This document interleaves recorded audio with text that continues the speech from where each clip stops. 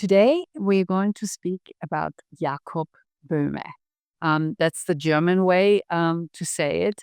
There are three ways of writing his name that I have encountered. The first two ones are very familiar in English-speaking countries, and the last one is the way you would write it in German. So why, as Theosophists, we want to know more about Jakob Böhme?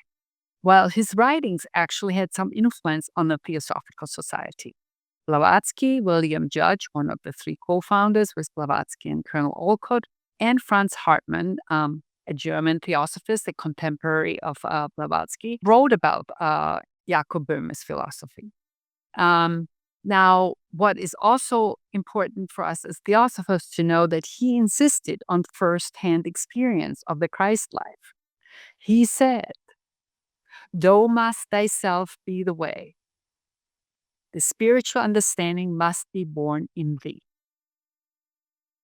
Now, the quality that I really admire in Jakob Böhme was this quality of Gelassenheit. Now, Gelassenheit is a German word that does not have a perfect translation in English. Very often it is translated as joyful resignation.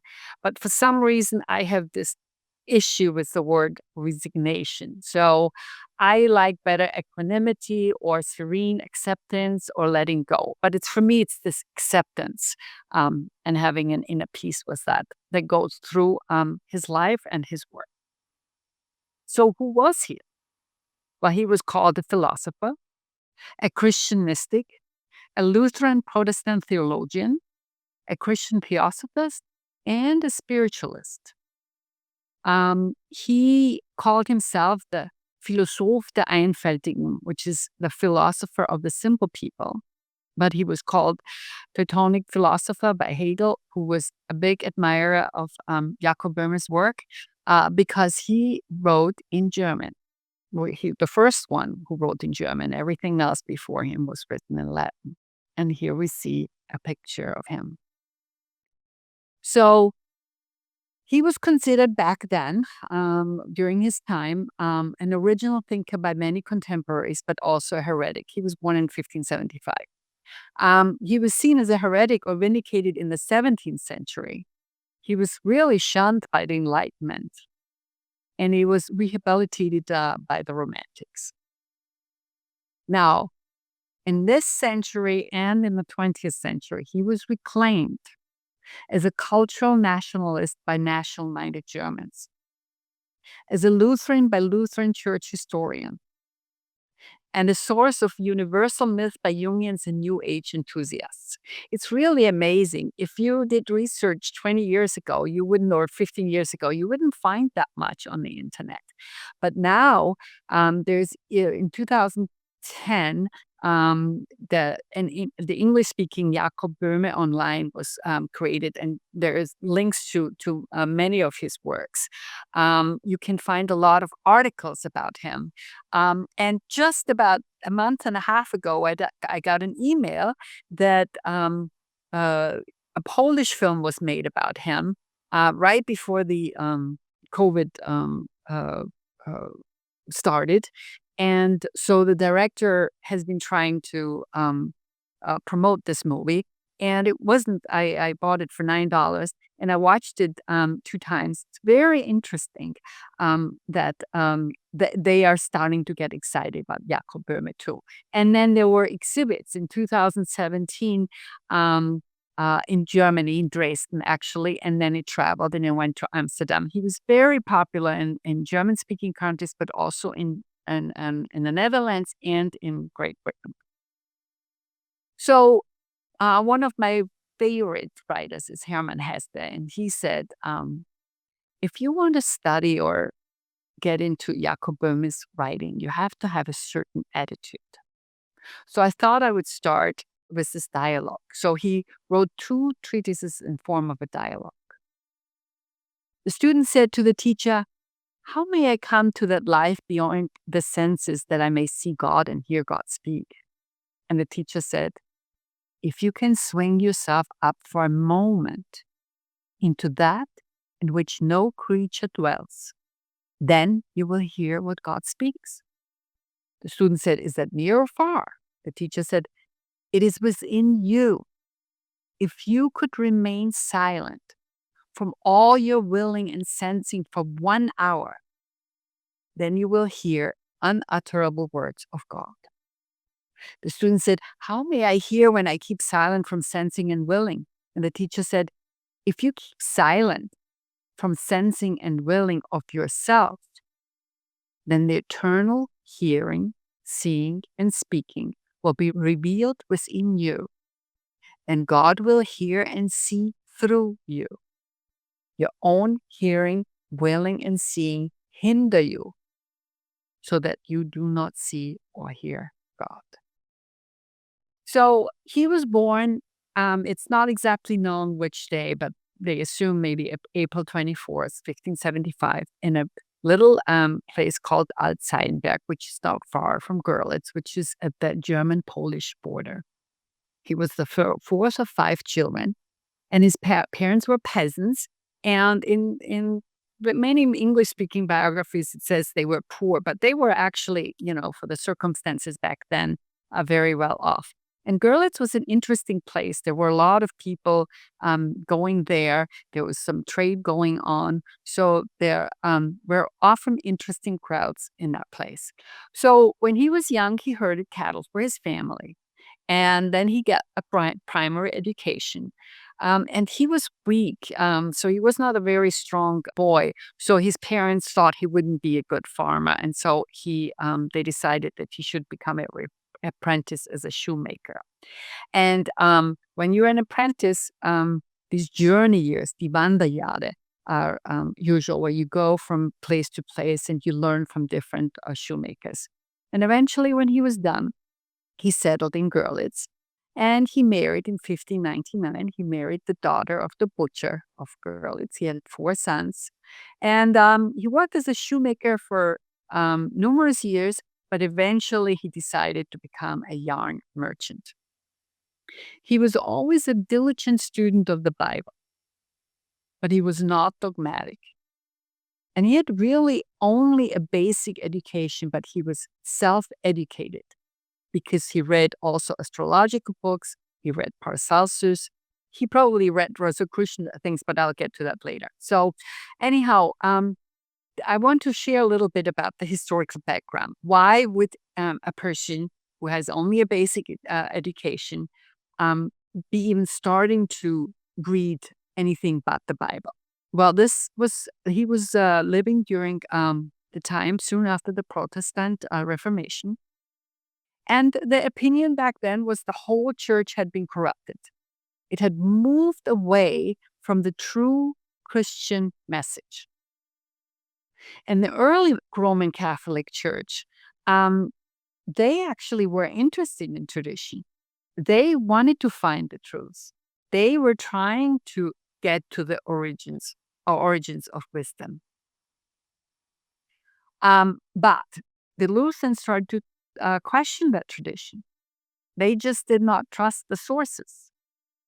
And so Luther's advice was, well, ask God himself. And that's how you might find your answers. And that's exactly what Jakob Böhme did. And there were 3 ways for him to find the answers. First of all, read the Word of God, the Bible.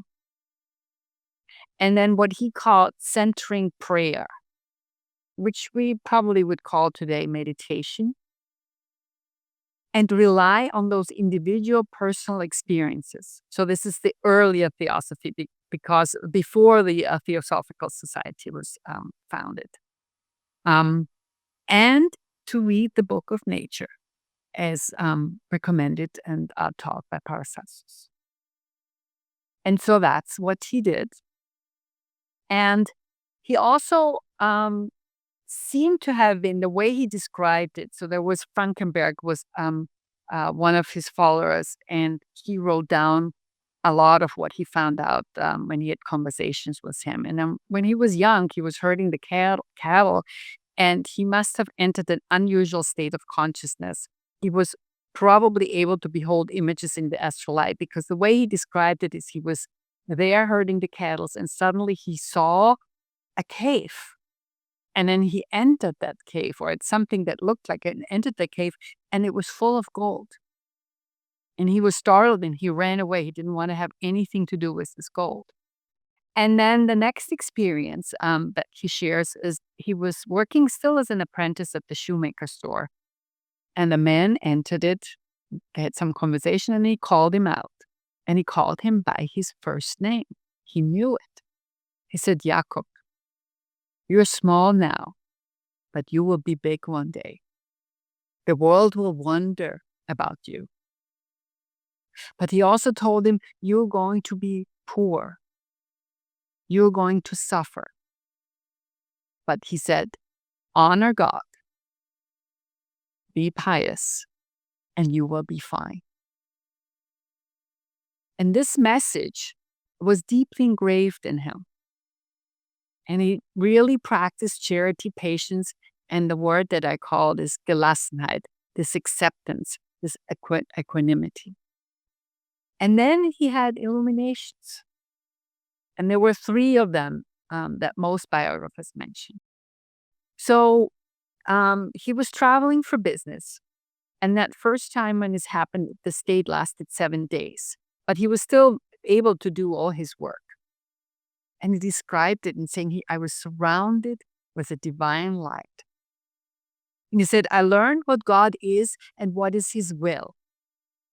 I knew not how this happened to me, but my heart admired and praised the Lord for it.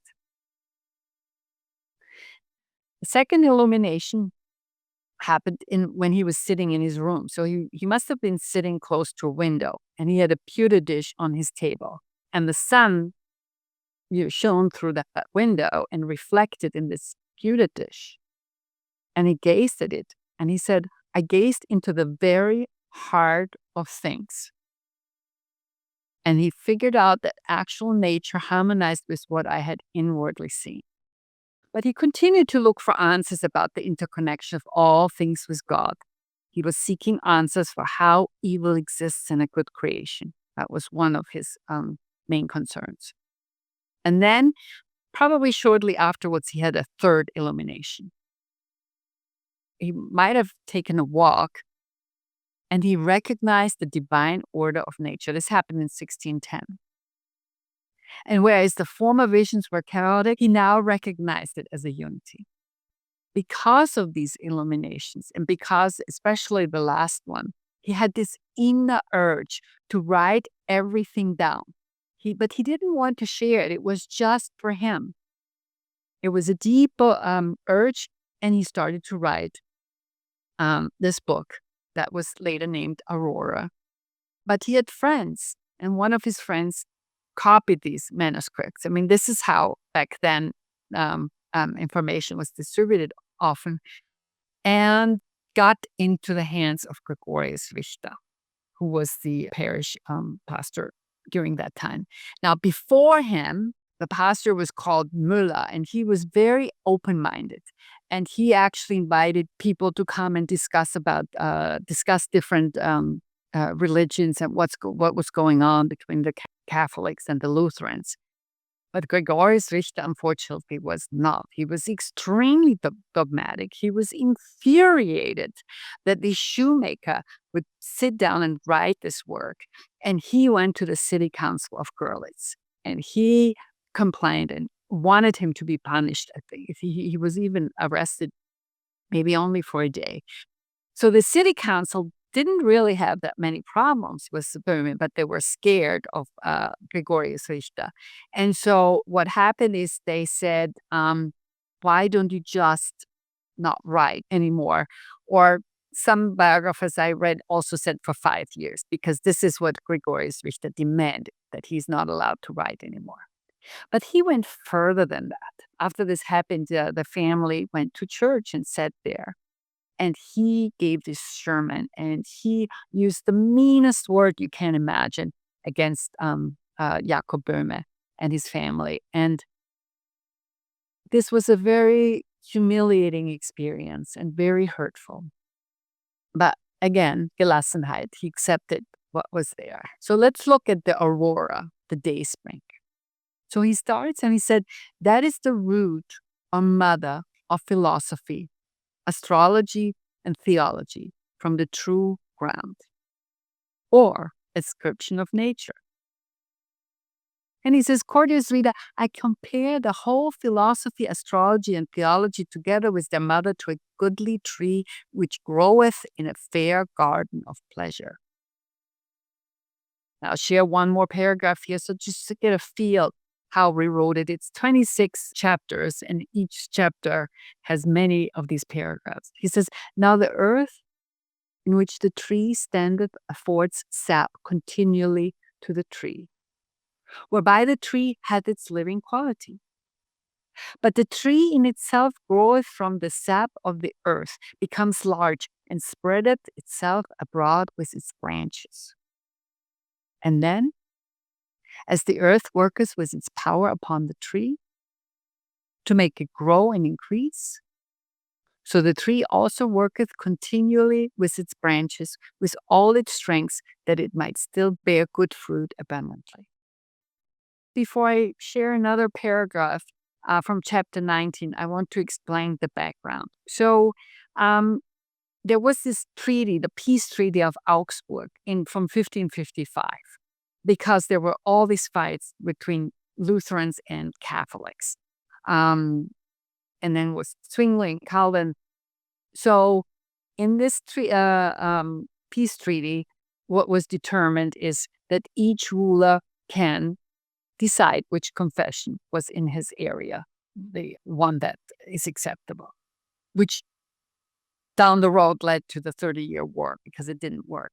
And so there were a lot of people who had a lot of anger. There were a lot of people who shared a lot of stories when they came to his store. So he met and dealt with all types of human beings. And he started to apprehend the underlying causes that had brought such depth of misery upon his people.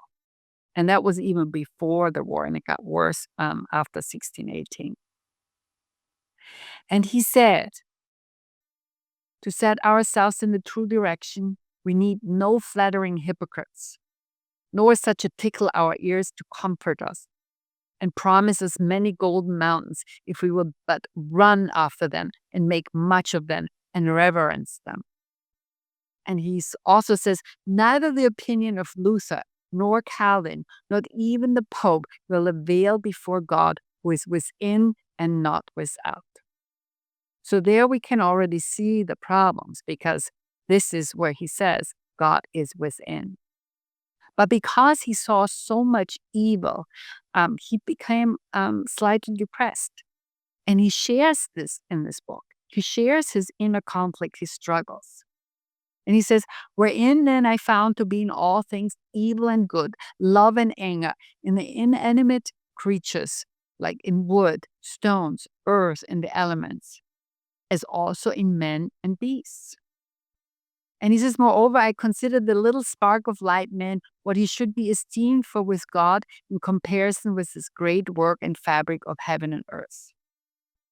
But finding that in all things there was evil and good, as well in the elements as in the creatures, and that it went as well in this world with the wicked as with the virtuous, honest and godly, and also that the barbarous people had the best countries in their possession, and they had more prosperity in their ways than the virtuous, honest and godly had.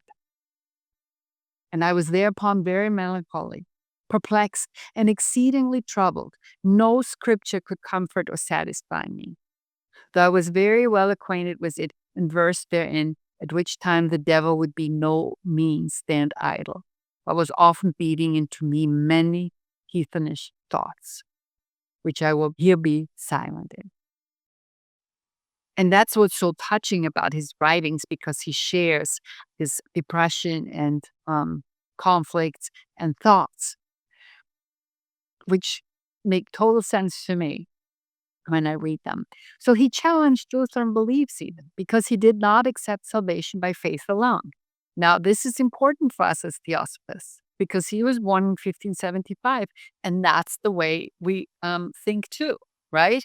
And I remember we had a member in our lodge who who passed away recently. She was 98 years old. And she always would say, she said, there will never be many Theosophists because there is no salvation by the outside. We teach that we have to work on ourselves and evolve. And he also did not accept that the creation of man was out of nothing.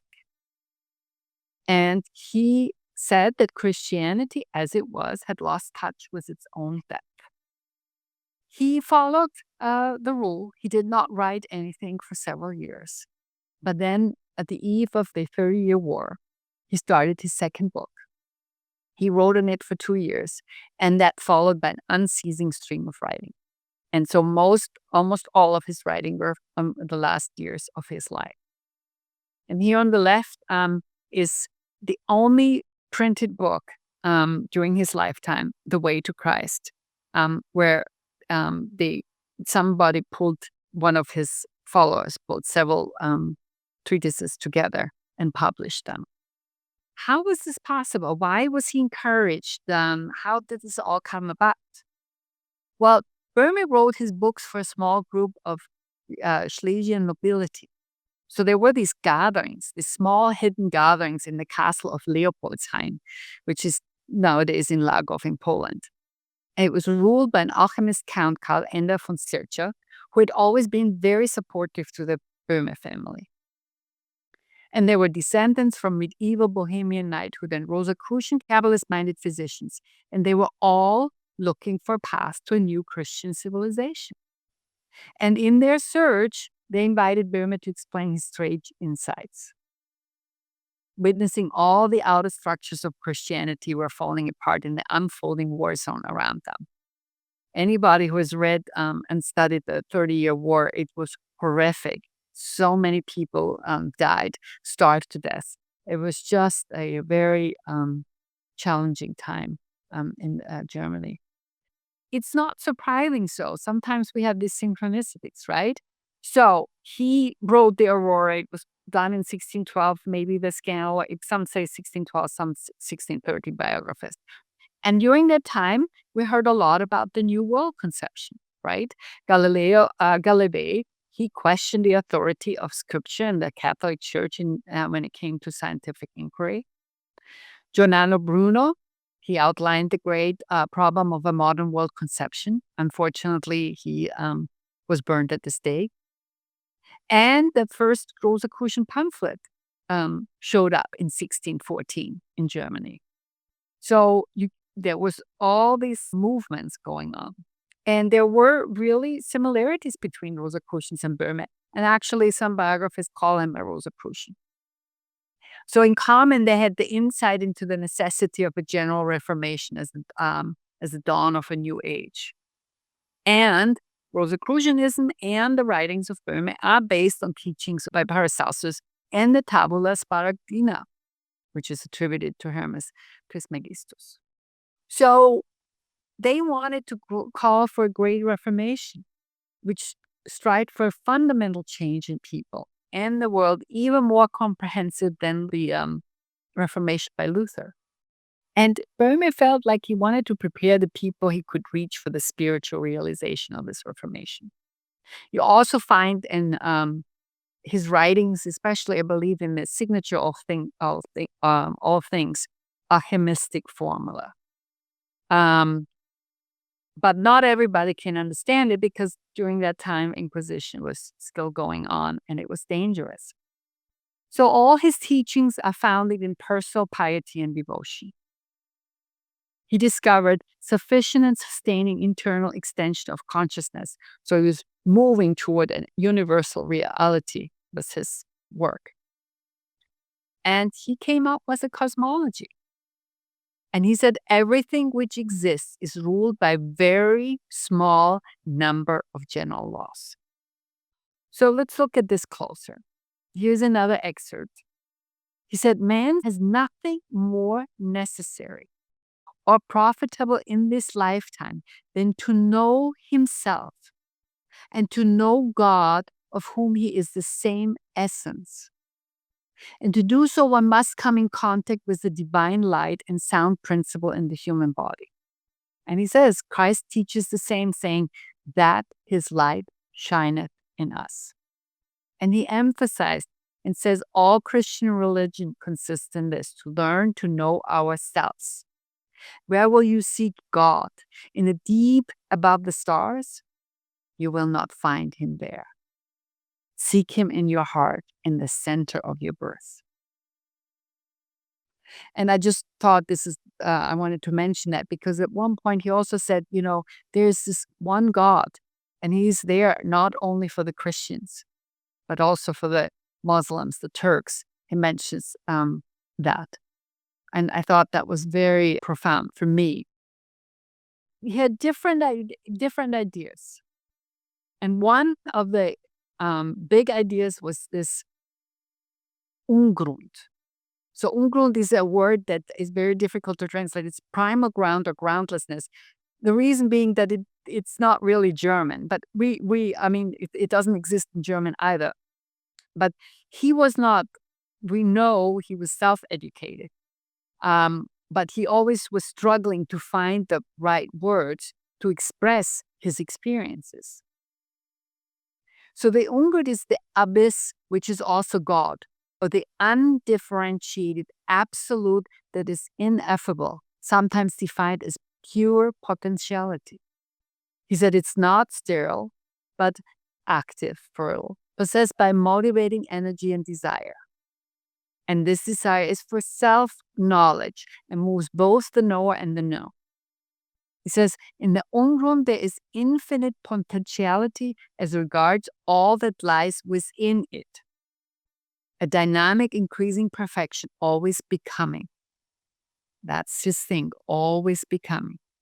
And interwoven with Ungrund is the teaching concerning freedom. For the essential nature of the undetermined divinity is freedom. He emphasized this. And distinguishes between we will talk about this later, but so he says there must lie a differentiation within God. So let's look at what we learn in Theosophy. So if you look at the proem and the first proposition, we learn that there is the absolute, and it's all-knowing, it is immutable, it's not really understandable, but there is this unity. That is what is emphasized, unity.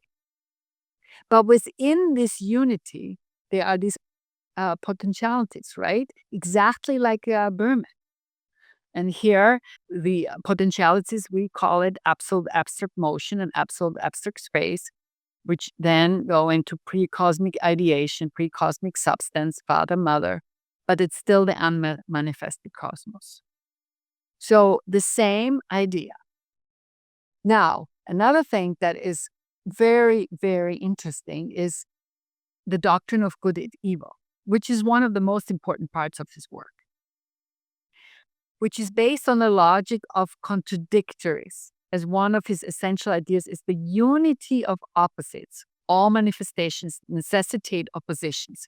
And this is very, very important because he said God himself is the incarnation of this unity of opposites. So he says there's good and evil within us and within God, right?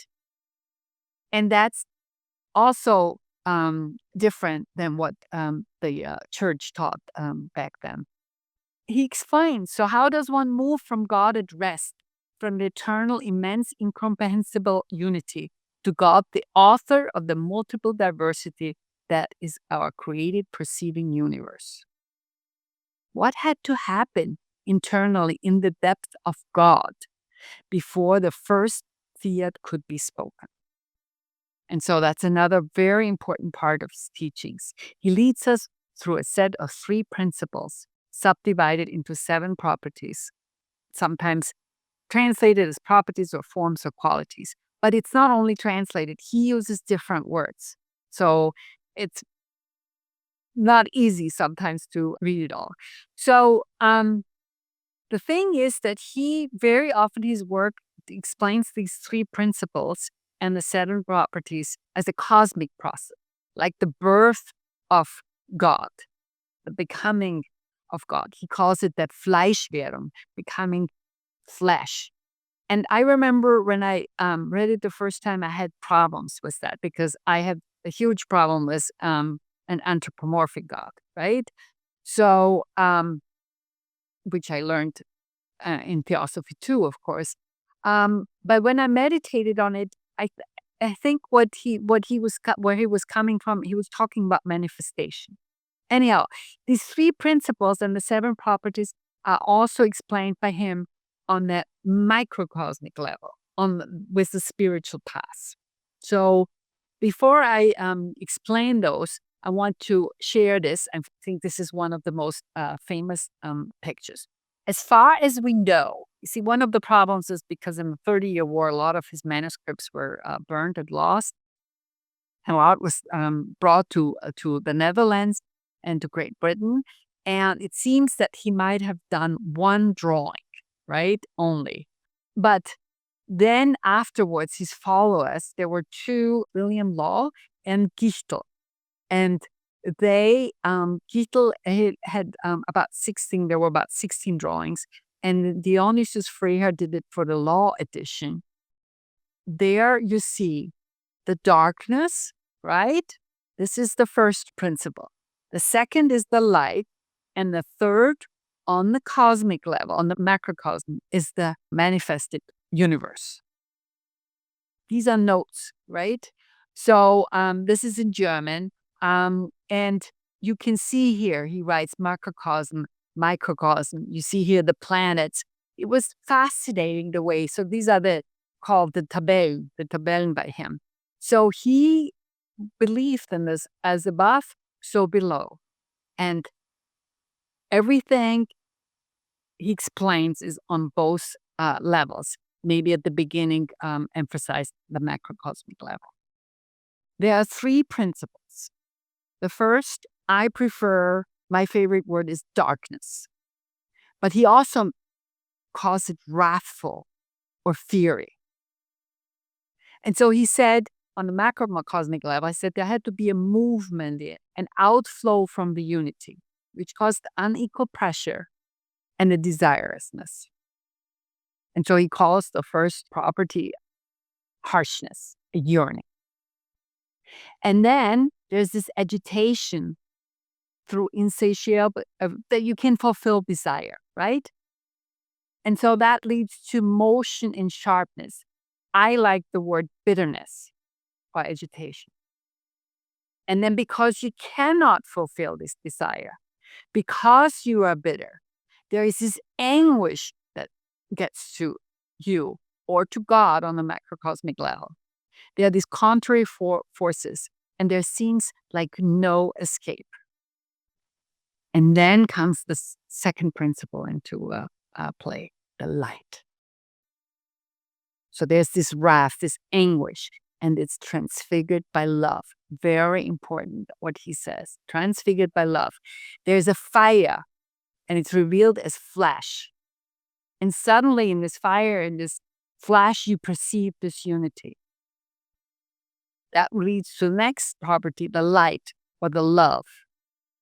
So the love of God turns the wrath of God latent.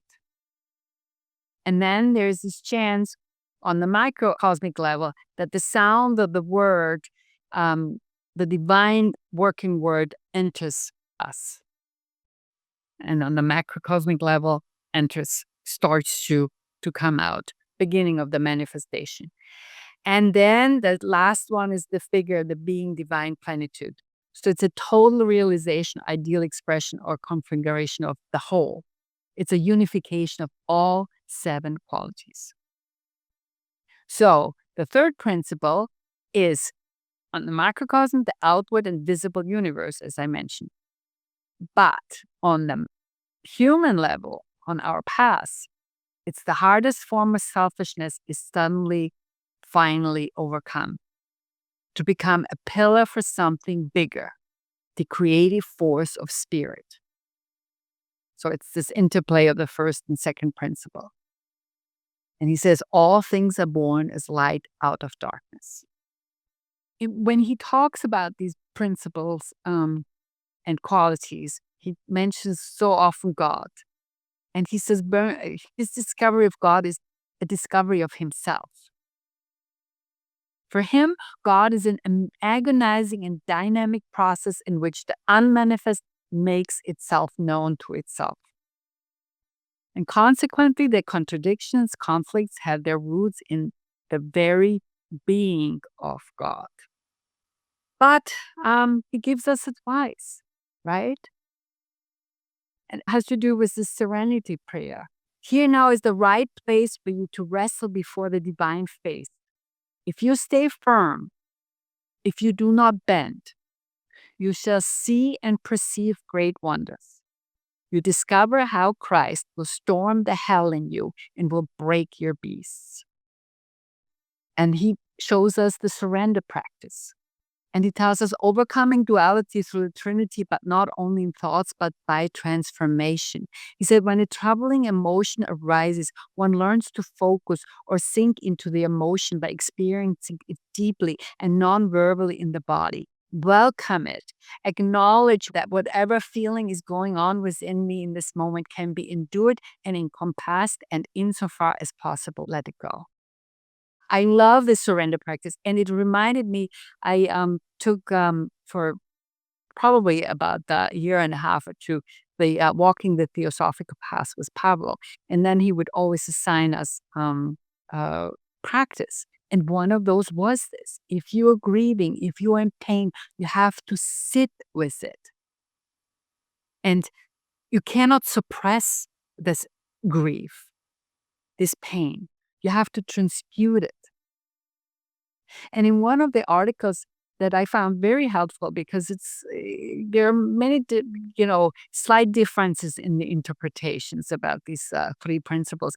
There was this one example where she said, well, the woman had a very happy marriage. She lost her husband, and every day at 5:00 they would do something together. And so 5:00 for her was a very difficult time. So she started a yoga class to just distract herself.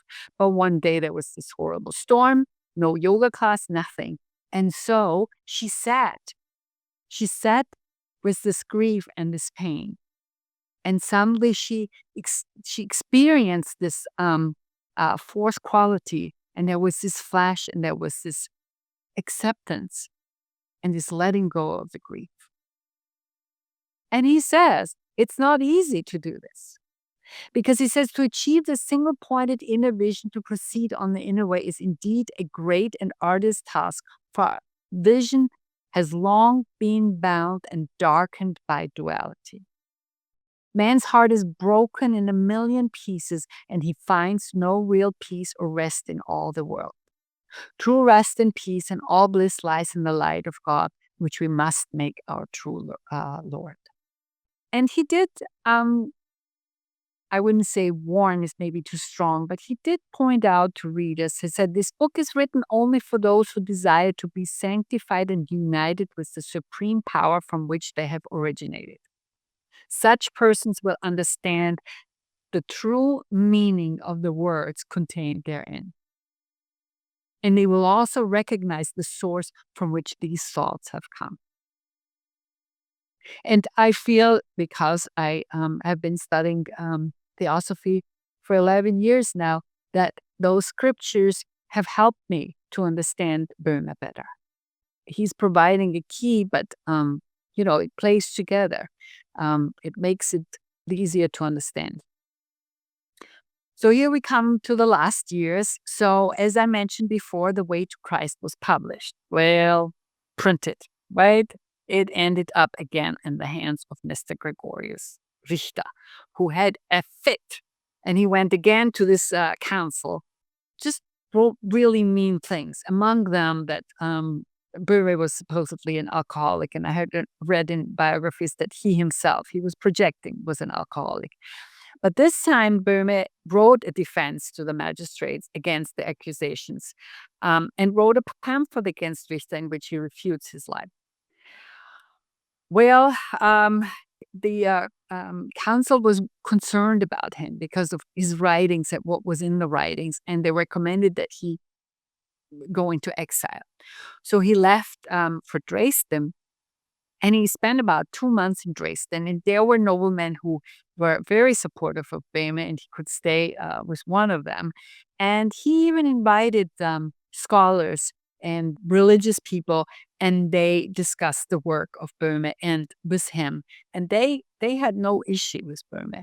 Anyhow, eventually they recommended and said he should go back, but he was already very ill.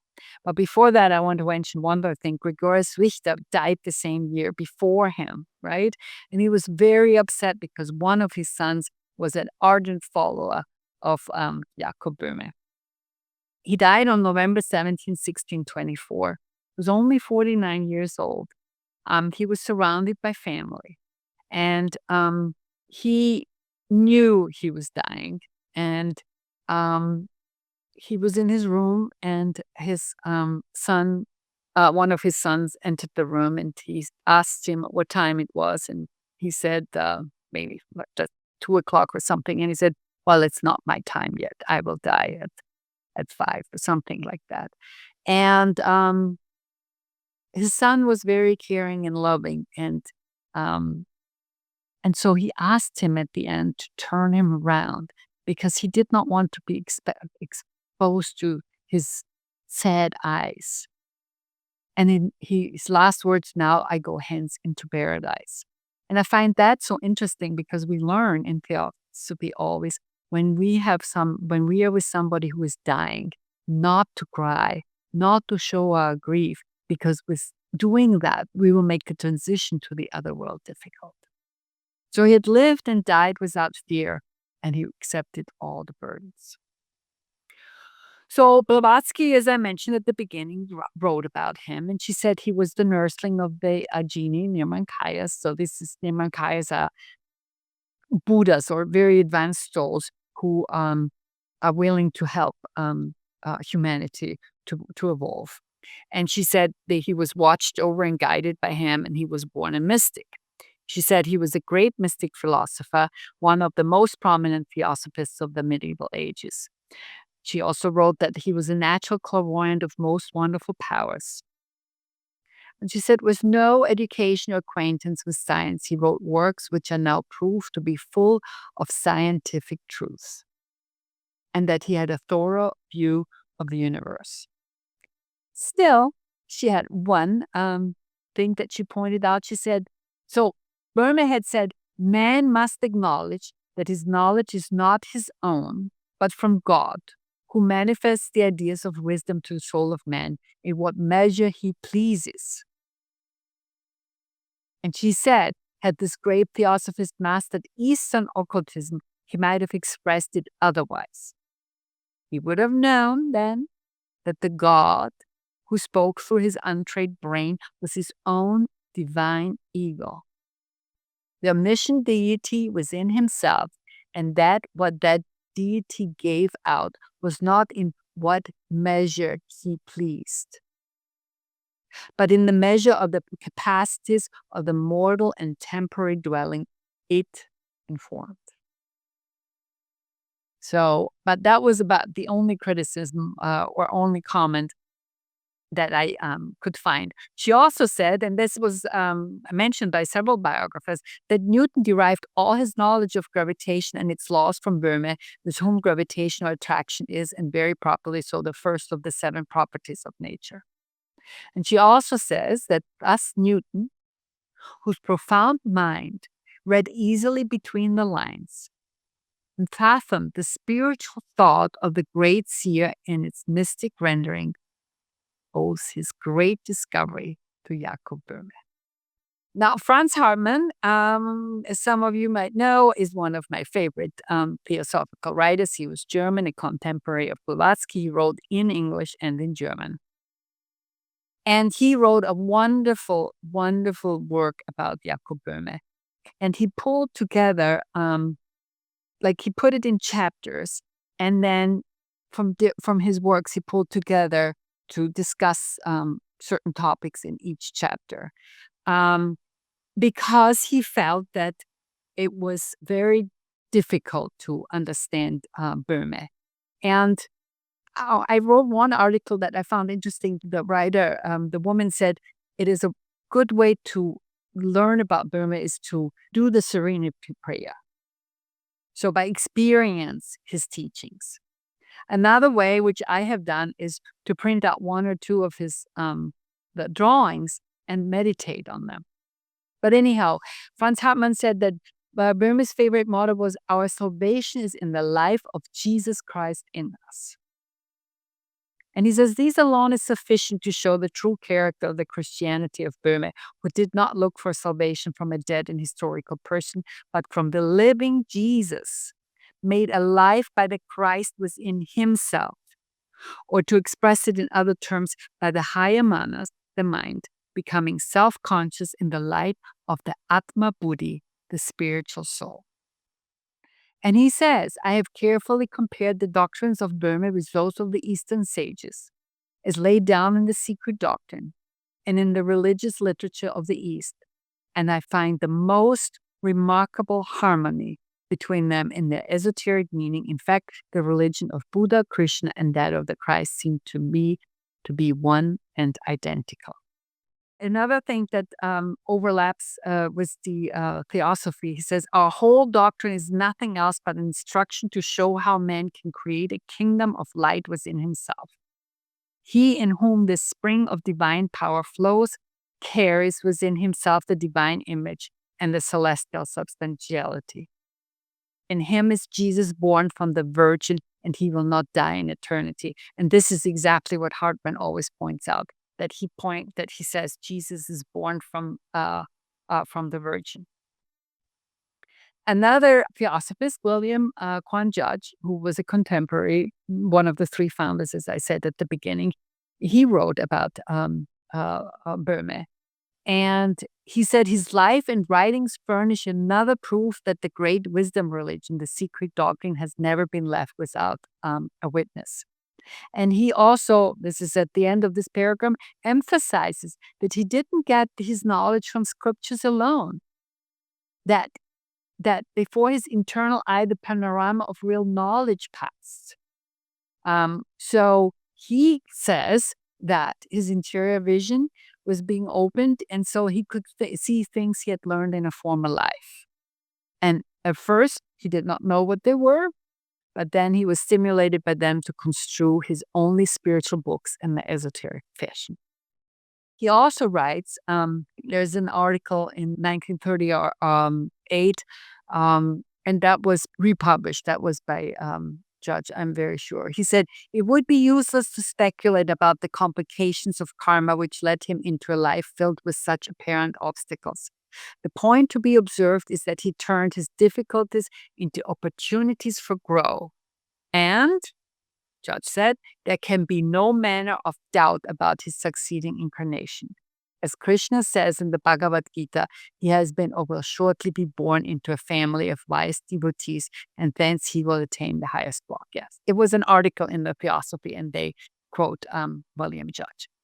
Now, the wife of A.P. Synod, who corresponded with the Mahatmas, Patience Synod, wrote a very nice, not very long book about Jakob Böhme. She was very enthralled with him. And she said he lived so simply, moved about so little, asserted himself so rarely. He was so poor and of such humble birth that in glancing back at the course of events, the wonder is that either his writings or his personality should have ever emerged from the obscurity in which they had their origin.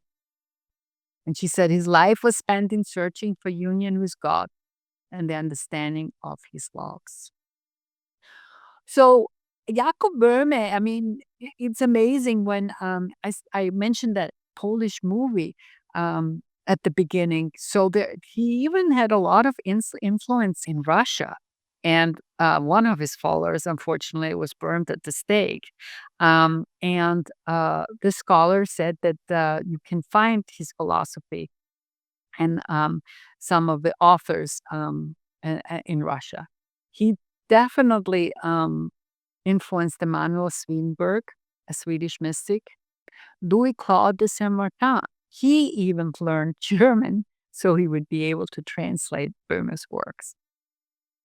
John Milton, the British poet. William Blake, who is an English poet. He influenced German theologians, for example, Gottfried Arnold, and lots of German philosophers. So Schelling, Hegel, Schopenhauer, Heidegger. You could also find his influence in the writings of Johann Wolfgang von Goethe. And Rudolf Steiner also gave lectures about Jakob Böhme. And I believe they were, at least one lecture was translated from German into English and can be found online.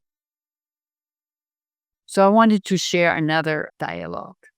The student said, "Dear Master, tell me, where does love dwell in man?" And the Master said, "Where a man does not dwell, it has its place in man."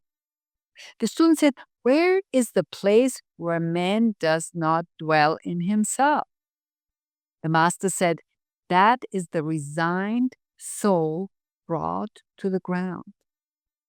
Where the soul dies to its own will and wills nothing more than what God wills, there it dwells.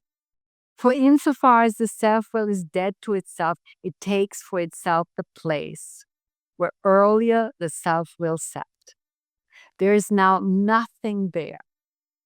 And where nothing is, God's love works alone."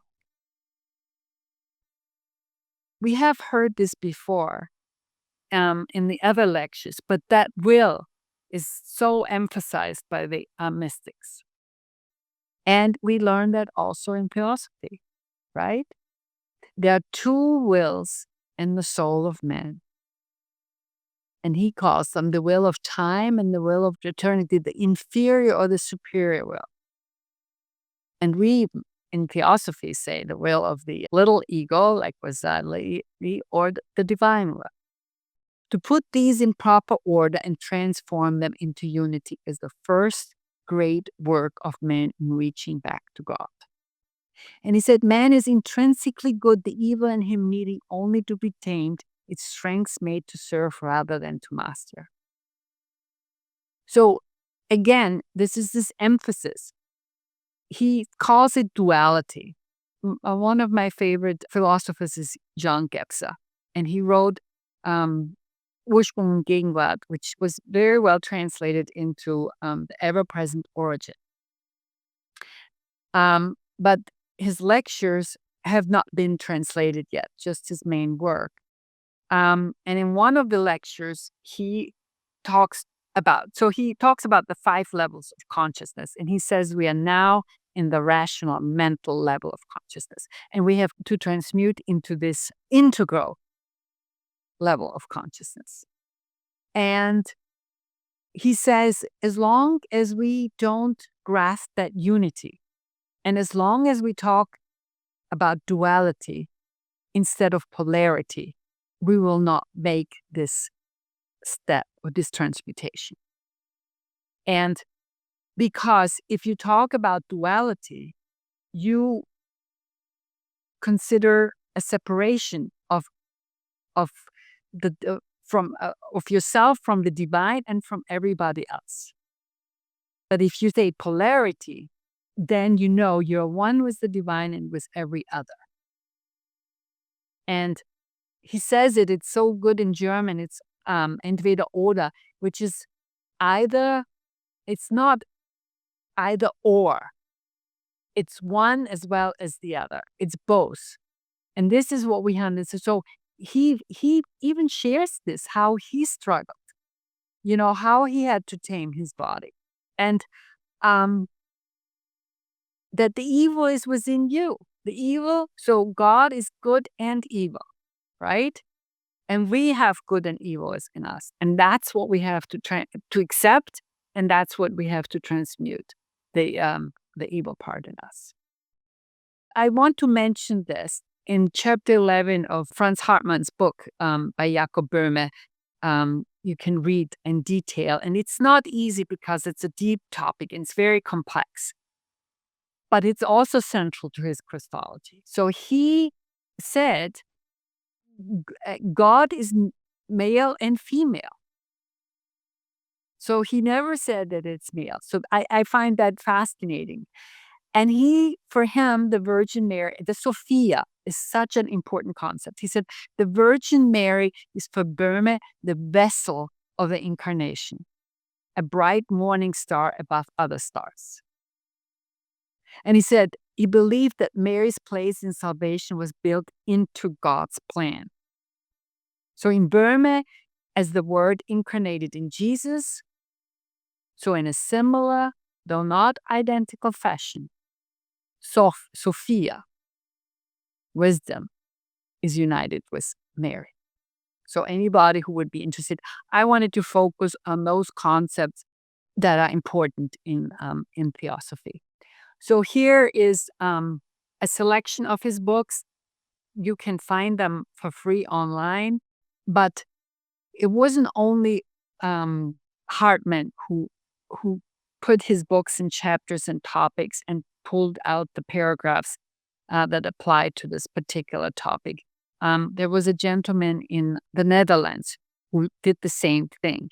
I don't think that was ever translated into any other language, but he was a follower of Boehme, and he wanted people to get acquainted with his teaching. So it's the threefold life of man, 40 questions of the soul, the incarnation of Jesus Christ, the 6 mystical points, and then later on, this Mysterium Magnum is a big work.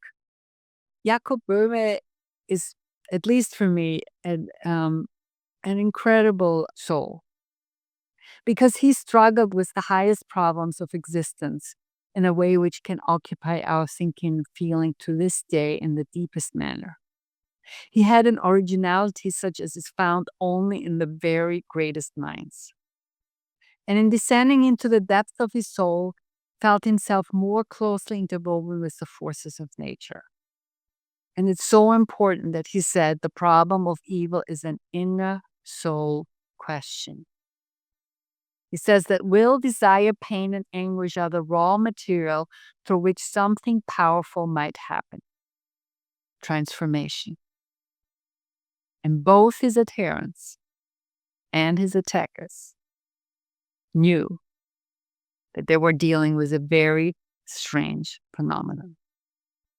And I end with this phrase because I think it is the one that's so important, because he does say, we have this freedom, but we have to learn to hear God. And he says, your own hearing, willing, and seeing hinders you so that you do not see and hear God. I want to thank you profoundly for joining me in this course.